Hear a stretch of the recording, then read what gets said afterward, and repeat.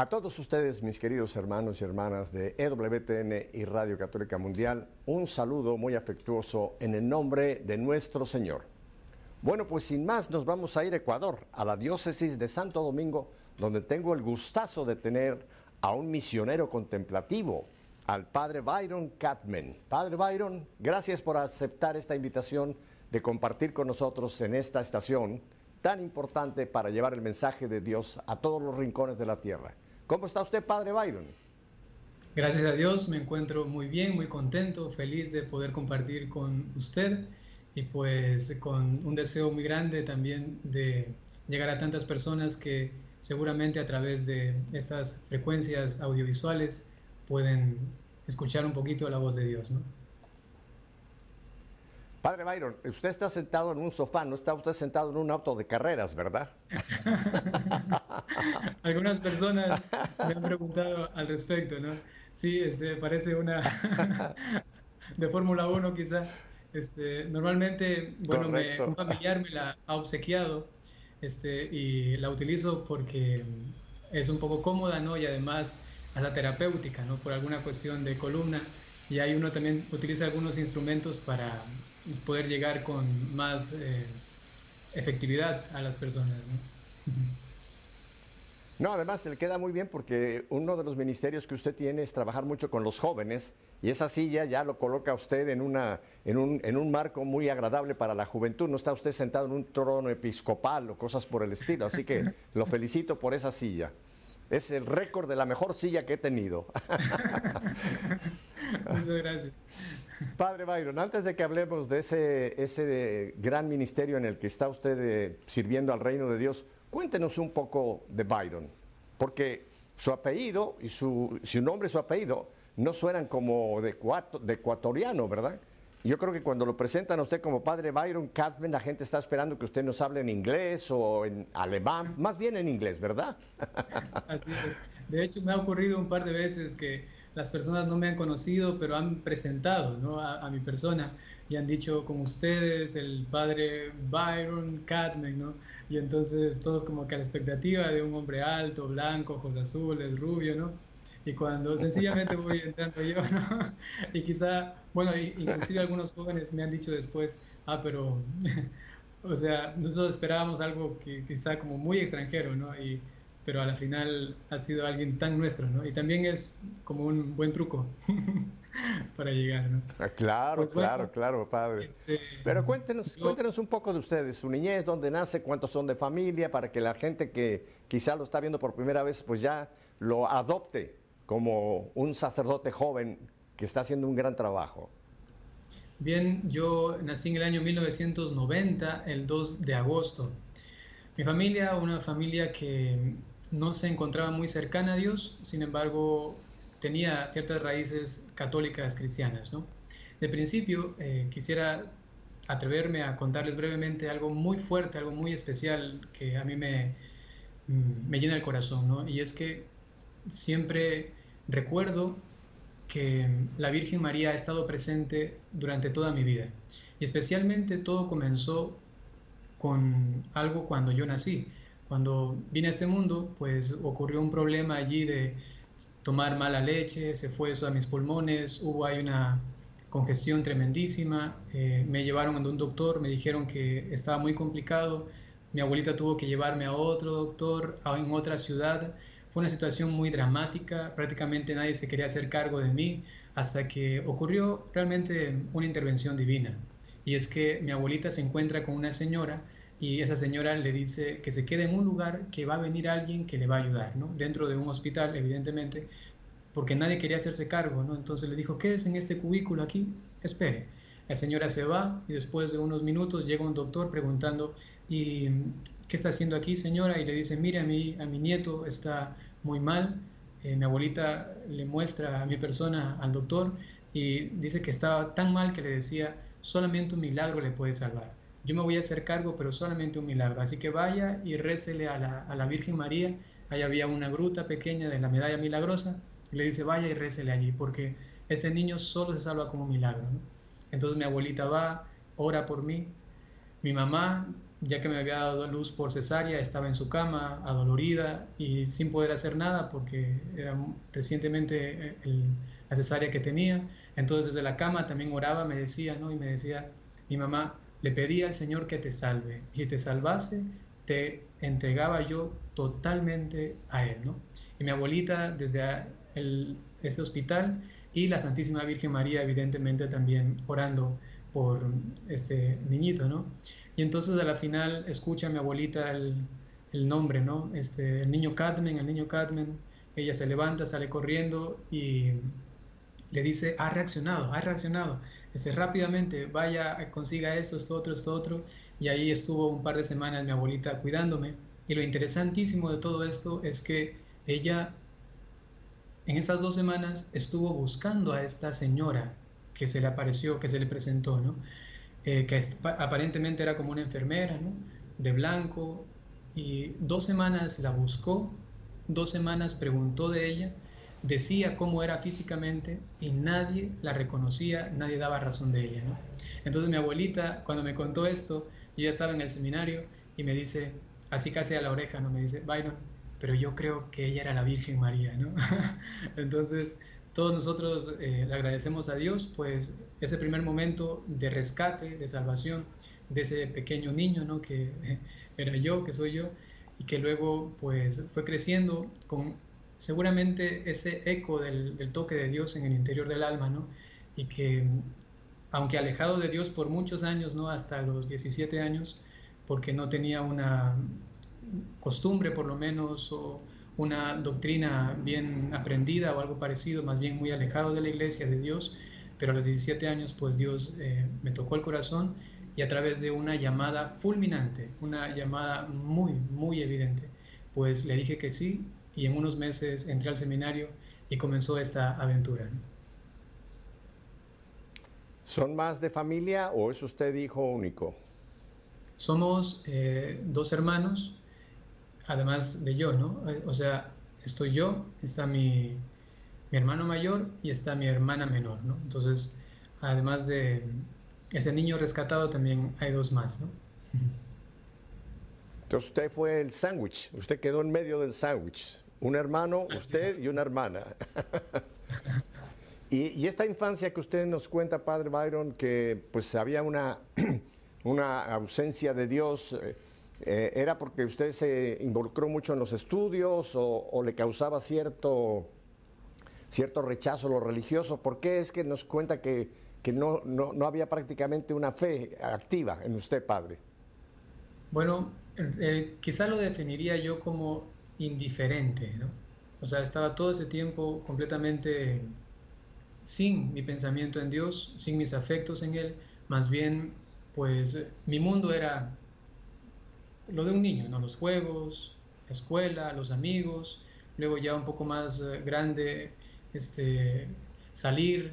Hubo un tiempo en el que ya me comencé a desviar bastante, mucho las discotecas, el alcohol, el cigarrillo, las chicas, de aquí para acá, algunos vicios adquiridos, ¿no? Entonces todo esto de aquí se da primero porque en ese tiempo mis padres no eran muy religiosos. De vez en cuando celebraban una novena de Navidad, eso es lo que más recuerdo. Sé que hice mi primera comunión y me confesé, pero no tengo mucho recuerdo de misas o algo así, para nada, ¿no? No tengo una experiencia de iglesia prácticamente en mi niñez y luego peor en mi juventud, porque ya más o menos a los 11, 12 años mis padres entran en un conflicto en la familia, esto desemboca en una separación, pero esto llevó algunos años de conflictos, peleas y de, bueno, también heridas entre ellos, pero evidentemente también para nosotros como sus hijos, ¿no? Entonces ahí ocurrió una especie también de demasiado libertinaje para nosotros, ya que ellos estaban en sus situaciones y nosotros andábamos de un lugar al otro, ¿no? Hubo unos años, como 3 años más o menos, en los que con mis hermanos casi no nos hablábamos, uno andaba con mi mamá, otro con mi papá, yo con mi abuelita, nos turnábamos, mi hermano se fue a vivir con otra persona, regresó, o sea, era realmente un caos interior, ¿no?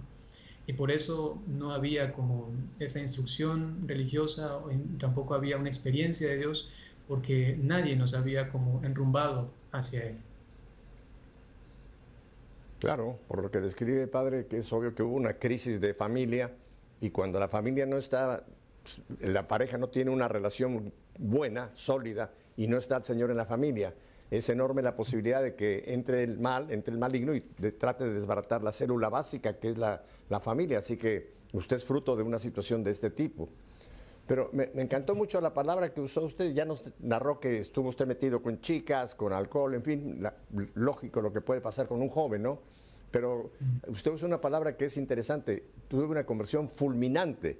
Yo la palabra fulminante la relaciono mucho cuando a alguien le cae un rayo, dice, lo fulminó un rayo, o como Pablo, ¿no? Que también fue fulminante ese encuentro con Cristo camino a Damasco. ¿Cómo fue ese momento fulminante, Padre Byron? Bueno, se dio en dos etapas, digamos así, ¿no? Pero que son digamos así, conectadas en una unidad hermosísima, ¿no? Y tiene que ver con mi inteligencia y mi corazón, ¿no? Porque sucede que el primer acercamiento que tuve con Dios, después de ese contexto mencionado y después de andar en tantas cosas y vicios fuertes, ¿no? Ocurre que conozco a Dios a través de un retiro espiritual, me hablan de Jesucristo, me impacta la persona de Jesús y mi inteligencia es como seducida hacia Él, pero solamente, digamos, la razón.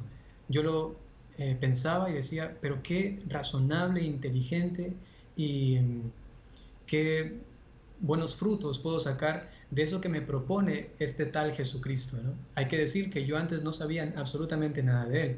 Me preguntaban quién era Dios, yo no sabía si responder, no sé, Mahoma, si es Buda, si es Yahvé, Jehová, ¿no? Me decían, pero dinos, ¿quién es? Y yo decía, no tengo idea, no sé quién es, ¿no? O sea, totalmente en cero, ¿no? En relación al conocimiento. Entonces, cuando yo descubro desde, digamos, una especie de virginidad religiosa en mi mente, ¿no? Totalmente en blanco, ¿no? Entonces toca la primera semilla religiosa de fe, de revelación divina, ¿no? A través de la palabra de Dios, ¿no? Llega a mi intelecto y digo, pero qué hermoso, qué bonito, qué perfecto. Y comienzo entonces a querer saber más de él, pero puramente racional. Era una especie de admiración hacia Jesucristo. Y un, un tiempo después, no mucho, ¿no? En esa misma búsqueda, entonces se da que yo descubro lo que es dos cosas importantísimas, dos personas, lo que es la Santísima Virgen María y segundo, la persona de Jesucristo, pero en la Eucaristía, en la misa. Cuando eso llega a mi intelecto, entonces mi corazón por fin comenzó a palpitar por eso que yo entendía, ¿no? Era como, por fin, entiendo que esto que capto racionalmente, tengo que amarlo. Y fue algo tan espontáneo, tan natural, ¿no? Que desde ese momento el amor de Dios, o sea, es como que se infló así fuertemente y ha permanecido como una especie de llama encendida, ¿no? Y es lo que para mí ha sido una conversión así tan fuerte que dejé absolutamente, así literalmente, todo lo que hacía y tenía este, en, en unos poquísimos meses, ¿no? Y de allí resulta pues que el Señor luego me llama a la vocación. Hay personas que dicen que el viaje de la mente al corazón puede ser un viaje muy largo o puede ser un viaje muy corto. Y en el caso de usted fue que se produjo ese encuentro entre la razón y la fe, o sea, ya la vivencia de Jesús. Vamos a hablar un poquito de esto, pero me interesa un punto que usted mencionó que no nos aclaró. ¿Cómo si usted andaba en ese destrampe, como decimos, quién lo invitó a un retiro? ¿Cómo fue que usted fue a un retiro? ¿Cómo se lo presentaron para que decidiera Byron salir de ese mundo juvenil e ir a un retiro? Eso es casi ahí el primer milagro ahí. Sí, y todo comenzó donde, donde comenzó, digamos, el dolor, donde comenzó la aparente destrucción. Allí mismo comenzó, en cambio, el gozo de Dios y comenzó la restauración. ¿A qué me refiero? Por mi familia yo pudiese poner el pretexto, ¿no? De que yo comencé a descarrilarme, ir por aquí y por acá, ¿no? Pero fue mi propia familia la que me acercó a Dios, ¿no? Ocurre con mi papá. Mi papá en 3 años, después de la separación de mi mamá, vivió una vida disoluta, una vida muy mala, ¿no? Muy mala. Y entonces andaba por aquí, por allá, siempre tomando, siempre una vida bohemia con cosas impronunciables, ¿no? Una cosa muy lamentable que yo como hijo tenía que a veces ir a recogerlo, casi que como un trapo viejo, ¿no? Traerlo casi arrastrando. Ahí inclusive aprendí a conducir el carro porque él andaba por ahí borracho, entonces yo tenía que subirme, ponerlo al lado y yo venir manejando, ¿no? Un niño joven, ¿no? De 14, 15 años, ¿no? Y, o sea, esa experiencia, ese quiebre, inclusive con familia, con mi papá directamente, pues después de esos 3 años ocurre que él primero va a ese retiro. Y lo que me impactó a mí sobremanera fue que en un fin de semana, un hombre que yo había visto de a poco como destruirse durante 3 años, en un fin de semana tenía otro rostro. Nos dijo que no iba a volver a tomar, nos dijo que iba a volver a trabajar, nos dijo tantas cosas que las fue cumpliendo sólidamente, firmemente, y para mí creó como interiormente una especie de nueva admiración, e inclusive para mí fue una especie de restauración de la relación filial paternal, ¿no? Porque yo ya le veía y decía, él tiene autoridad, porque ahora lo que él dice, lo hace. En cambio antes, ¿qué voy a hacer caso a mi papá? Oh, no. Yo inclusive esperaba que venga borracho para revisarle los bolsillos, a ver si tenía dinero y yo me cogía el dinero y me iba también, ¿no? Ya viniste tú, ahora me voy yo, ¿no? Algo parecido a eso, ¿no? Pero en cambio, al ver la calidad de su palabra, ¿no? El testimonio que estaba dando, en unos meses fue esto, a tal punto que un día se acercó al colegio, yo estaba en el último año, y me dice, Byron, ven, ¿no? Pidió permiso al profesor, yo salí, me dice, mijito, deme su cédula. Y yo dije, ¿para qué? Me dice, deme. Y yo dije, bueno, está bien. Me dice, vas a hacerme un favor. Y le decía que este fin de semana ando a un retiro, te lo pido, ¿no? Y yo ante él, ¿no? Que ya me había demostrado su autoridad delante de mí, que se había ganado, inclusive mi confianza. Entonces le dije sencillamente, está bien, no quería yo, pero como era él el que me lo pidió, dije, está bien. Y en ese retiro, en ese mismo retiro, hay un momento en el que uno se encuentra también con, con un familiar. En ese caso yo me encontré con mi papá y esa fue la sanación, digamos así, de nuestra relación. Y eso fue lo que desembocó luego a esa apertura a Dios. Entonces yo dije, si a mi papá, ese Dios que dicen que existe, le ha hecho esto, lo ha transformado para bien, entonces yo también quiero conocerle, ¿no? Padre Byron, estoy seguro de que a este momento hay miles de personas que quieren saber qué retiro fue. ¿Fue carismático? ¿Fue cursillos? ¿Fue Maús? ¿Fue, no sé, cuál fue? ¿Cuál fue la dinámica del retiro? ¿Cómo se llama ese retiro? Porque hay gente que quiere apuntarlo ya para ir y llevar a otros. Sí, en ese retiro y la espiritualidad de este movimiento, ¿no? Es un movimiento parroquial, tiene como uno de los lemas más repetidos es todo está previsto, ¿no? Y este retiro es de Juan 23, ¿no?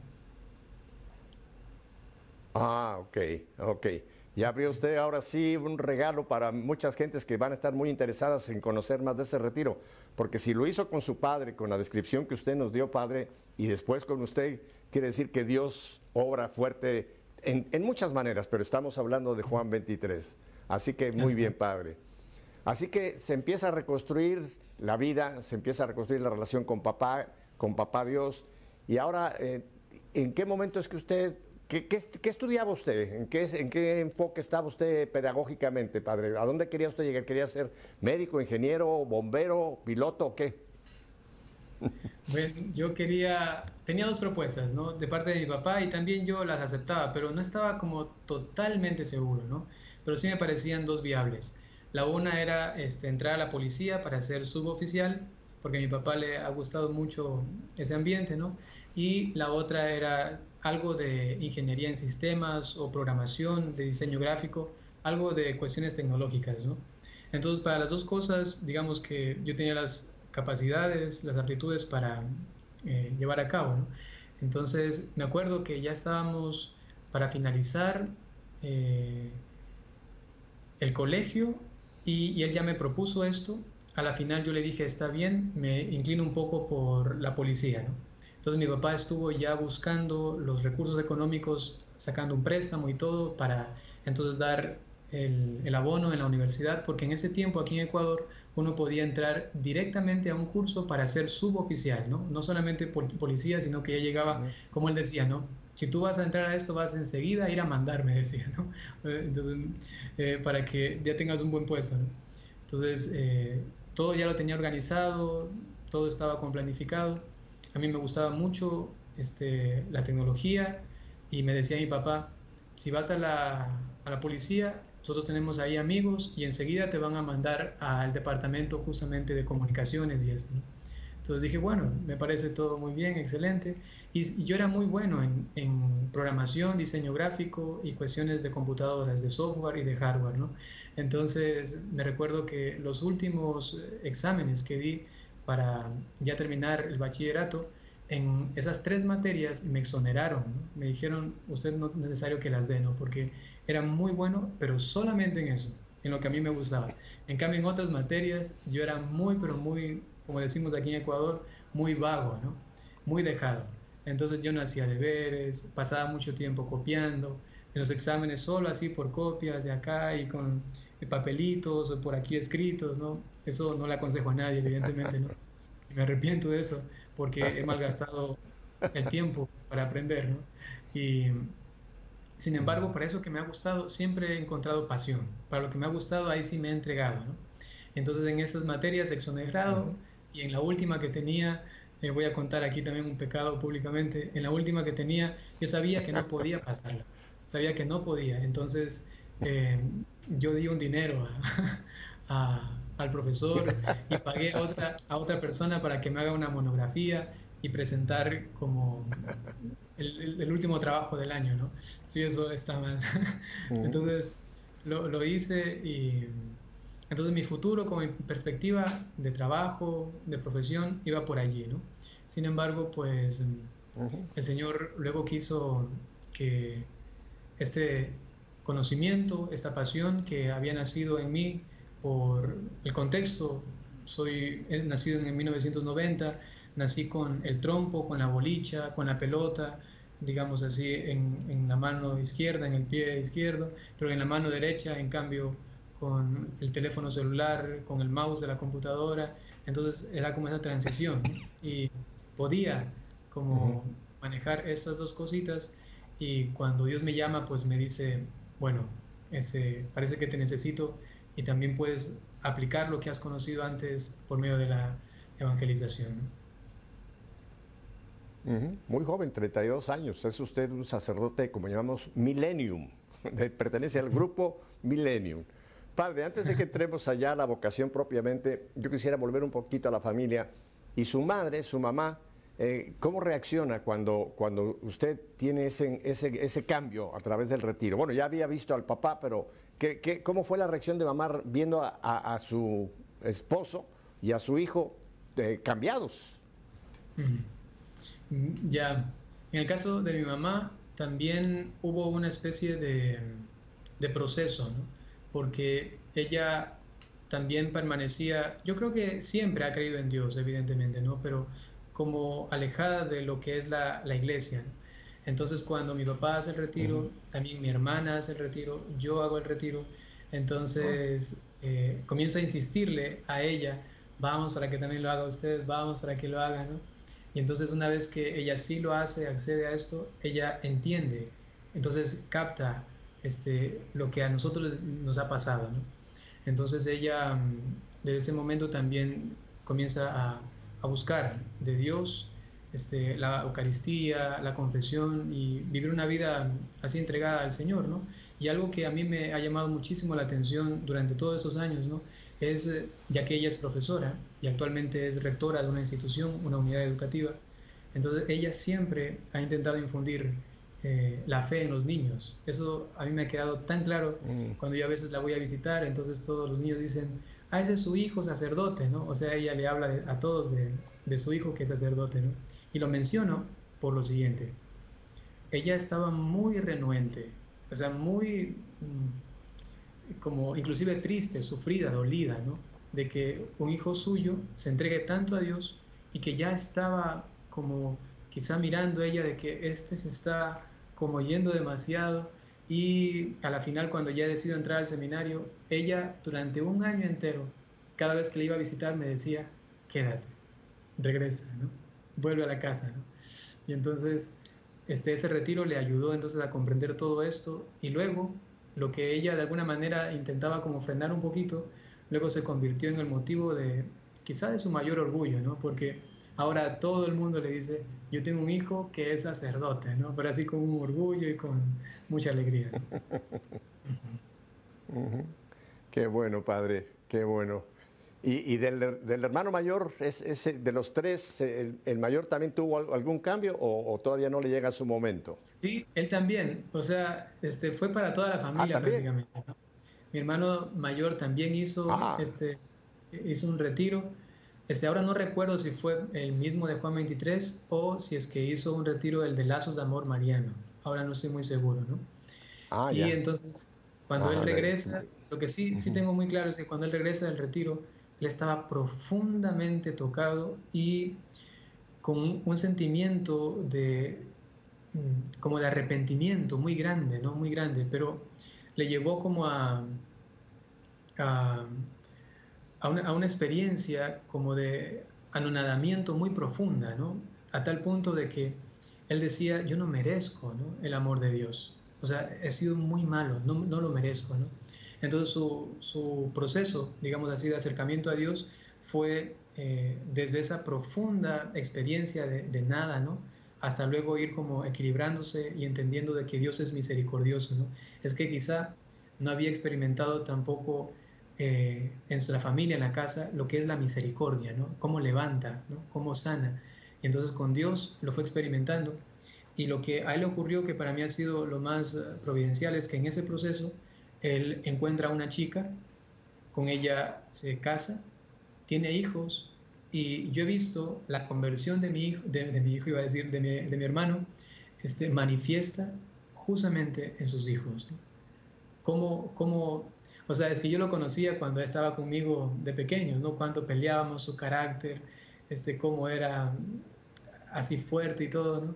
Pero cuando comenzó a tener hijos, porque actualmente ya tiene 4, ¿no? Entonces, era como también la mano de Dios que le iba tocando interiormente para y palpar eso que él un día como que sintió, ¿no? Que no era digno, no era digno, pero luego al tener hijos, pues la misericordia, la compasión, el ver la ternura de Dios también en esos hijos, para él ha sido también un toque muy grande para acercarse a Dios, ¿no? Pues padre Byron, le agradezco que nos haya usted abierto esta realidad de cómo de una familia que aparentemente estaba descarriada, cada quien por su lado, sin ninguna esperanza, cómo Dios ha ido reconstruyendo, cómo Dios a cada uno le ha dado el toque en el momento preciso.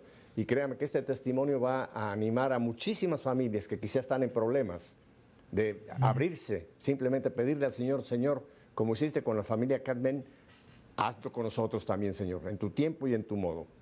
Padre, vamos a unos brevísimos mensajes, volvemos porque tengo todavía mucho más que hablar con usted. Gracias por la confidencia de abrirnos su intimidad familiar. Quédese con nosotros, el Padre Byron y yo no nos vamos a mover, volvemos enseguida.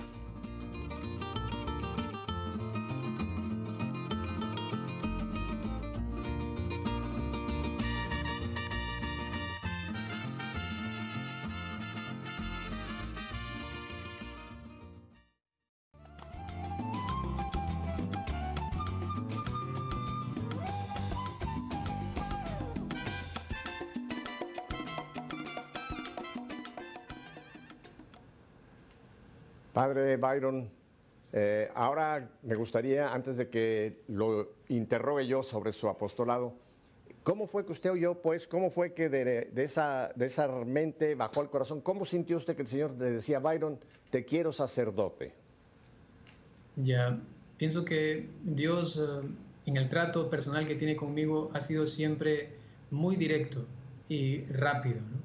Así como me ha rescatado cuando yo nacía, ¿no? Así como rápidamente me enamoró de él intelectual, afectivamente, luego para la vocación fue inclusive hasta quizá más admirablemente, ¿no? ¿Y qué fue lo que ocurrió? Pues yo estaba en este camino ya como avanzando, leí el Catecismo de la Iglesia Católica, leí los primeros libros de la Biblia en unos mesecitos, ¿no? Ya tenía todo el Pentateuco leído, o sea, estaba como muy fuertemente en la parte intelectual y en la parte afectiva iba todos los días a misa, me confesaba una vez por semana, hacía penitencia, ayuno, pasaba a veces mucho tiempo en oración, en vigilias también, a veces me levantaba en la madrugada y todo, ¿no? Y lo menciono así con mucha sencillez y naturalidad, ¿no? Con mucha humildad, porque eso ha sido solamente pura gracia de Dios, ¿no?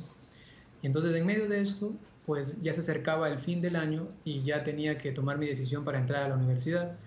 Y yo decía, pero aún no estoy del todo seguro al respecto de eso. Todavía tengo ciertas interrogantes.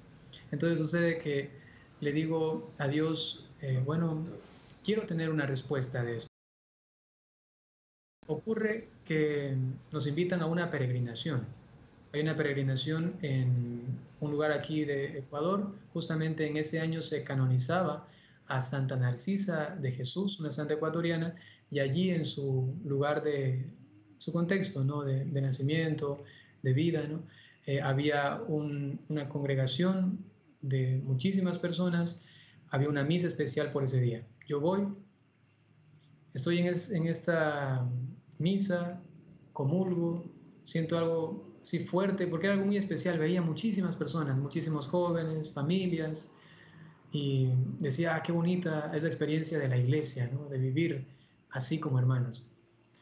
Regreso a mi casa, me duermo, al otro día me despierto y tenía la absoluta certeza de que Dios me llamaba al sacerdocio, pero sin una pizca de duda, digamos así. Un regalo tan, pero tan maravilloso de parte de Dios. Entonces, en ese momento, yo experimento una especie de certidumbre. Yo he sido creado para eso. Mi vida es para eso, totalmente para eso. Y así, de otra vez fulminante, fue esa llamada. Y después de unos, quizá un mes y medio más o menos, ya le dije a mi papá que no podía más, que tenía que irme. Me fui de la casa. Padre Byron, la congregación a la que usted pertenece, tengo que confesarle que nunca yo lo había escuchado de ella. Usted es misionero contemplativo de la comunidad Communio Sanctorum. Háblenos un poco de ese llamado a la vida religiosa y usted entra en una comunidad Communio Sanctorum. Cuéntenos un poco de esta orden a la que usted pertenece, padre. Bien, esta comunidad, dicho o traducido al español, es Comunión de los Santos, ¿no? Es una comunidad que nace en Ujú. Alemania a través de un fundador alemán y otro español. Y el propósito de esta comunidad nació a raíz de dos preguntas que esas dos personas las tuvieron que meditar, las tuvieron que profundizar mucho en mucha oración, en mucho estudio bíblico, ¿no? Y las preguntas eran, ¿quién es Jesucristo y cómo ha querido que sea su iglesia? Y entonces la respuesta a esas dos preguntas es la santidad, ¿no? Comunio Santorum, ¿no? Entonces, la comunión de los santos. Entonces, desde allí comienza esta iniciativa de parte de estos dos grandes hombres y luego fueron estructurando toda una regla de vida que es la que nosotros vivimos actualmente, ¿no? En ella pues tenemos como el propósito primordial es llevar el espíritu contemplativo al pueblo de Dios. Y esto a través de un deseo de llegar a la plenitud de lo católico. Entonces, para que la misión no absorba la contemplación, o también que puede ser que la contemplación acapare todo en la vivencia y ya no sea misionera, pues la regla de vida nos dice que tenemos que tener diariamente 3 horas de oración mental, ¿no? Además de lo que es el rosario, la liturgia de las horas y de la misa, ¿no? Y luego pues tenemos un retiro mensual de 3 días. Luego cada 7 años tenemos un retiro de 40 días o también puede ser un año sabático dependiendo de, de cada uno de los miembros, ¿no? Uno puede hablar con el superior y decir, quisiera quizá tener un año completo de contemplación, ¿no? Así se preserva la vivencia contemplativa y luego pues el resto del tiempo está invertido en la formación, en la misión, en la caridad, ¿no? Entonces yo entré a la comunidad Communio Sanctorum después de estar 1 año y medio en el seminario diocesano, ¿no?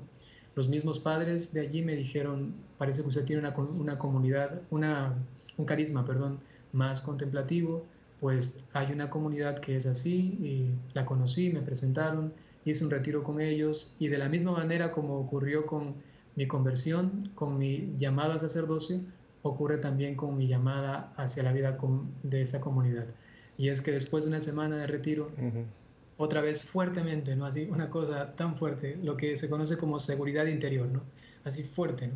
Y le dije al Padre Superior, ah, yo he sido creado para esta comunidad, ¿no? Él solamente me quedó mirando, se me sonrió, pues, y después de un tiempo, con el permiso del obispo, pues pude entrar a esta comunidad en la cual quiero vivir y morir, ¿no?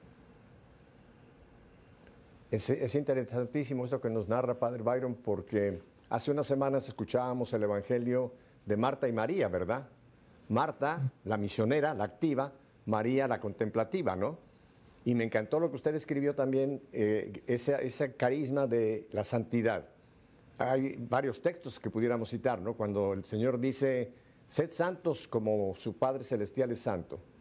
Y la otra cita del Nuevo Testamento, sin santidad nadie verá al Señor. Y el documento también que nos entregó el Papa Francisco, que me parece que ustedes los deben de manejar muchísimo, ¿no? El de Gaudete et Exsultate, la santidad en el mundo actual. Y es importantísimo esto, Padre, porque hoy día la mayoría de la gente, incluso católicos, piensan que la santidad es para unos elegidos, los que tenemos en el calendario romano, pero que los demás, la santidad, pues podemos vivir nuestro catolicismo a mi manera, etcétera, pero es importante saber, no, que el llamado es ser santos, porque sin santidad nadie verá al Señor. Ustedes proyectan esta mística, proyectan este llamado al laicado, al bautizado, a tratar de vivir esta vida en santidad que comprende los dos aspectos, místico y misionero. Así es. Como les decía, ¿no? El objetivo, la misión primordial es llevar ese espíritu contemplativo al pueblo de Dios. Y allí, siguiendo pues las enseñanzas de los doctores, los místicos, los padres de la Iglesia, hemos como entendido que la interpretación más auténtica del Evangelio pues la encontramos en los santos, en su vivencia, en su experiencia, y la parte contemplativa que antes se ha como querido mantener, quizá a propósito, quizá involuntariamente, ¿no? Casi que encerrada en los claustros, ¿no? Ahora como abrir y para que también eso, el pueblo fiel, pues tenga acceso a esa sabiduría tan grande, a ese alimento tan profundo y tan elevado, ¿no? Que es un camino de oración que va más allá de, digamos, solamente una pequeña oración vocal y un momentito de meditación o solamente el rosario, ¿no? Sino que hacer que la vivencia misma se vuelva contemplativa, ¿no? Y también enseñar e instruir al pueblo de Dios en esta forma de contemplación, ¿por qué no decirlo hasta mística, ¿no? Que si Dios regala el don, pues cualquiera, ¿no? La que cocina o el que vende pan o el zapatero, ¿no? Cualquiera que se entregue de corazón, como decía Santa Catalina de Siena, con el deseo infinito de alcanzarlo, ¿no? El Señor puede tranquilamente dar este don de la contemplación y eso ayuda a vivir una vida tan profunda de lo que llamaban, por ejemplo, los carmelitas, la unión íntima entre el alma y Dios, ¿no? Que es así mencionado, pero que integra evidentemente toda nuestra humanidad, ¿no? Nuestra corporeidad, psicología, afectos, pasiones, hasta lo más profundo de nuestro ser, ¿no? Entonces por ahí también intentamos hacerlo y por eso visitamos algunos lugares, países como instruyendo y dando retiros a las personas que desean. Y aparte de estos retiros vivenciales, que supongo que por la pandemia estuvieron un poco limitados, tengo entendido, padre, y ya lo tengo bien localizado a usted, que usted está trabajando muchísimo en las redes sociales, que es hoy día el nuevo areópago para encontrar sobre todo a ese segmento de la juventud, hasta los 40, de los 15 a los 40, que no los vemos por las iglesias, ¿no? La juventud, los milenios como usted, padre. Entonces, cuéntenos de ese trabajo tan importante que hace usted a través de las redes sociales, padre Byron. Bien, para mí ha sido un regalo muy, muy grande de Dios que a través de mi superior se ha podido llevar a cabo, ¿no? Es un proyecto que comenzó hace 3 años en el cual he buscado la manera para responder preguntas que las personas realmente se hacen, ¿no? Porque como decía el Papa Francisco, cuando nos aconsejaba al respecto de la elaboración de la homilía, decía, por favor, no respondan preguntas que nadie se hace, decía, ¿no? Porque eso no va a llegar a nadie, ¿no? Entonces, también como en ese sentido, como nuestra comunidad es misionera y contemplativa, al ir a cada uno de esos lugares, yo veía como ciertos patrones y decía, a todos les inquieta esto, a todos les llama la atención eso. Entonces dije, ¿cómo puedo llegar a esos todos, ¿no? Desde mi pobre persona, ¿no? Entonces dije, ya que yo sé de tecnología, sé de redes sociales aquí, bueno, voy a adentrarme un poquito en eso, ¿no? Comencé a estudiar primero, fueron más o menos 3 años en los que primero estuve mirando, que me decían, ya comience, comience, y yo, no, no, no, no. Y solo como sacerdote, pues dije, ya, creo que voy a comenzar, ¿no? Y básicamente era dar respuesta a lo que las personas se preguntaban, pero una respuesta que nazca justamente desde la contemplación, que nazca desde una experiencia orante, ¿no? Y que involucre no solamente a mi persona, sino a la comunidad, que involucre a la iglesia, al magisterio, que involucre sencillamente lo que Dios realmente quiere responder a esas personas, ¿no? Y desde allí pues se formó un primer canal, un primer proyecto que se llama Un Padrecito, que es un poquito más para personas de quizá 35 años en adelante, ¿no? Todavía no muy juvenil, yo me daba cuenta por las estadísticas, ¿no? Pero entonces dije, pero ¿y ahora cómo llego a ese otro segmento de personas más jóvenes? Entonces, después casi de 2 años de tener ese primer proyecto, viene la idea de un sacerdote millennial, en cambio. Yo decía, eso creo que puede pegar bastante, porque millennial es justamente lo que le mencionaba al principio, una transición entre esos dos mundos prácticamente, ¿no?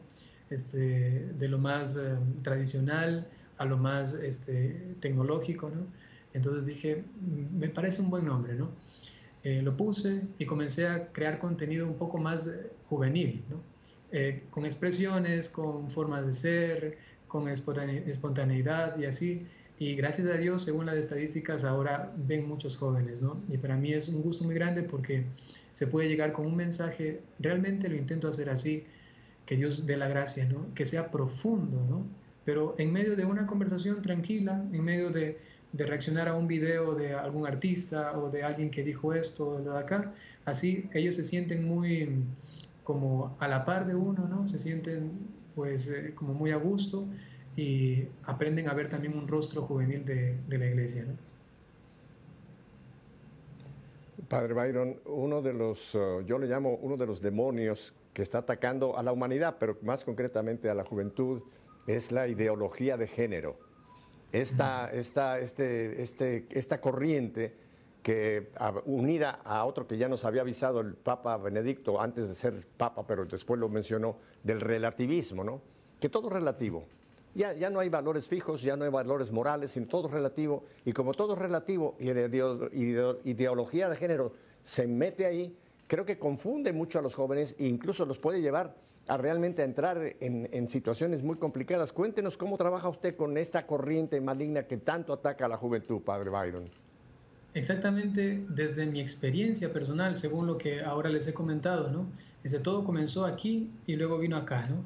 Entonces, luego me encontré con un texto de Orígenes que interpretando el pasaje del profeta Jonás cuando va a Nínive, ¿no? Entonces dice el texto que el rey fue el primero en hacer penitencia y luego los súbditos hasta los animales, ¿no? Entonces decía Orígenes que, según su interpretación del texto, nuestro rey es la razón.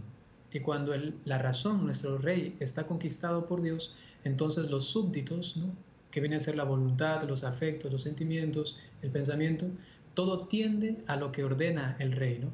Entonces, a través de lo que lamentablemente hace una ideología, que es prácticamente cambiar la mentalidad, ¿no? Es una idea para mirar el, el contexto, la realidad de una forma según proponen, ¿no?, y no según lo que es real, verdad, auténtico, ¿no?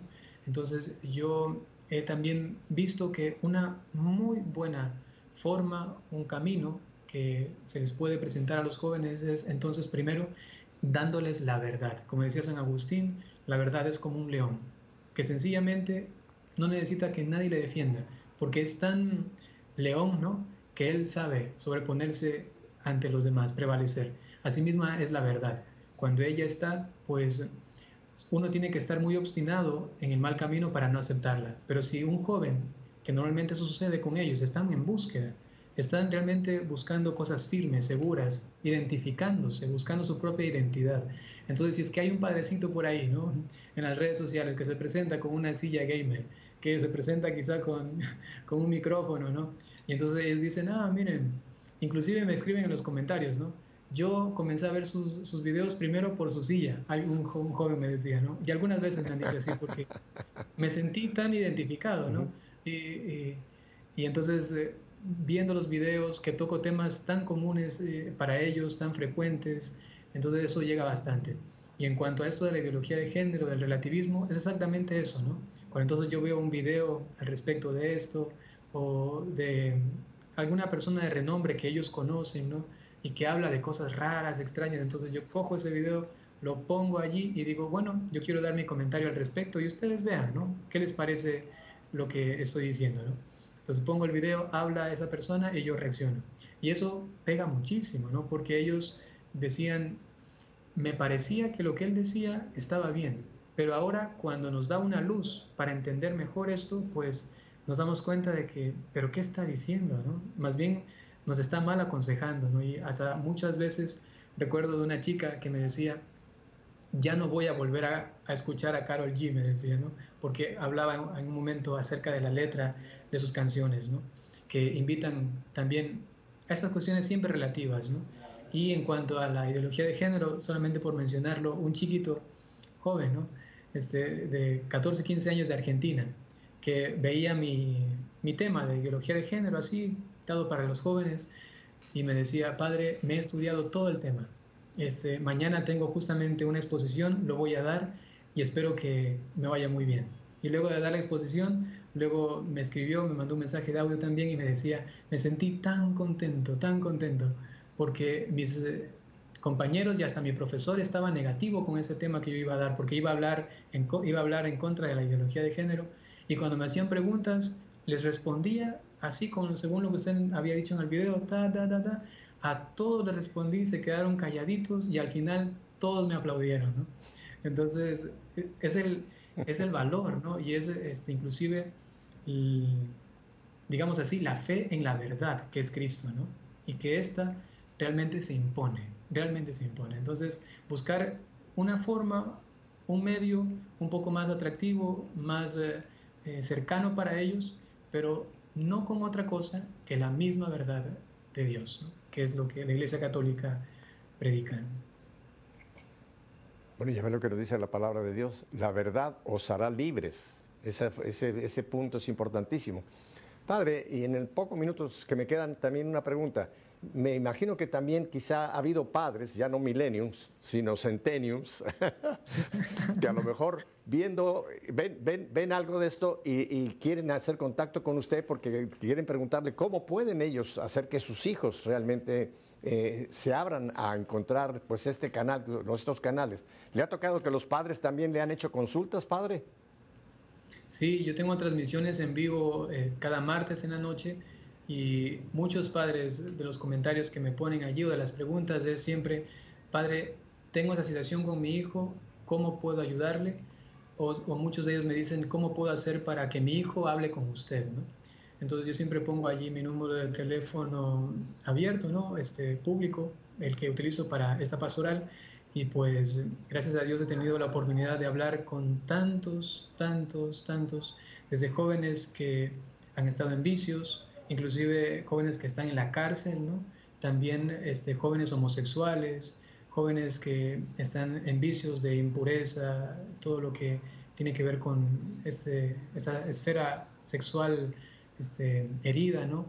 Y hasta cosas más triviales, como a veces me llama o me escribe alguien para preguntarme una cuestión de noviazgo, padre, mire esto de aquí, esto de acá. Evidentemente yo no puedo responder a todos en un mismo día, o a veces en una semana, o a veces hasta en un mes no puedo responderles inmediatamente, pero cuando ya lo hago, pues intento entrar en contacto con ellos y decirles, aquí estoy, a ver, ¿qué les puedo ayudar? ¿No? Y ha sido posible también.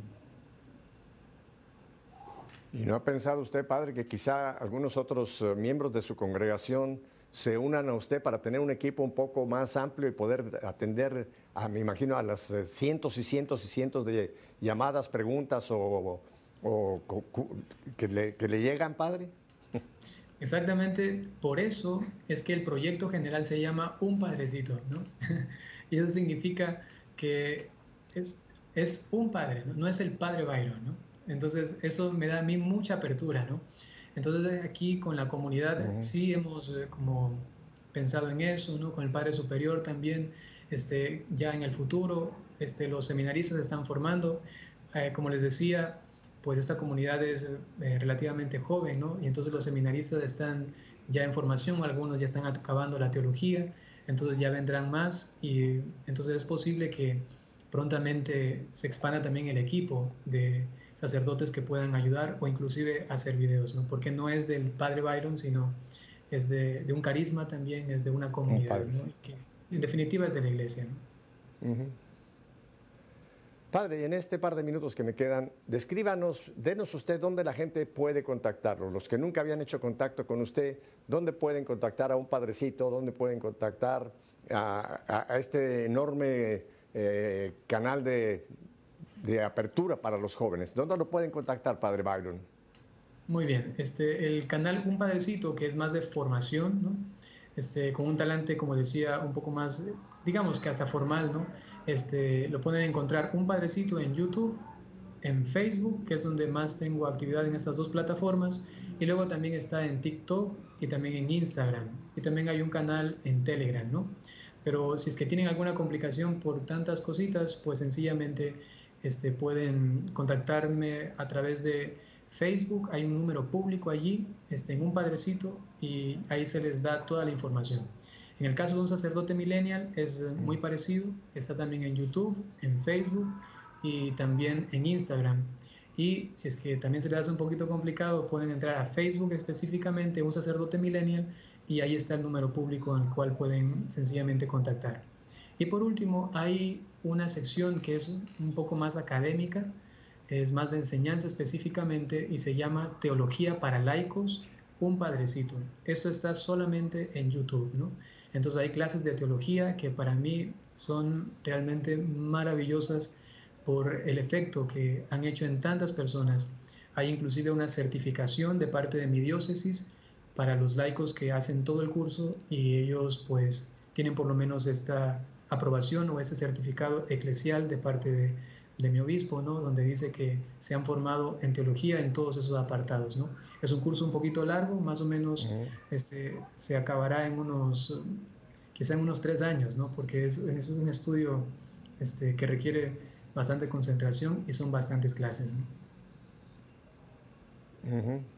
Muchas gracias, Padre. Mientras usted los decía, aparecieron en pantalla estas direcciones, pero qué bueno por la gente de Radio Católica Mundial los pudo escuchar de su propia voz.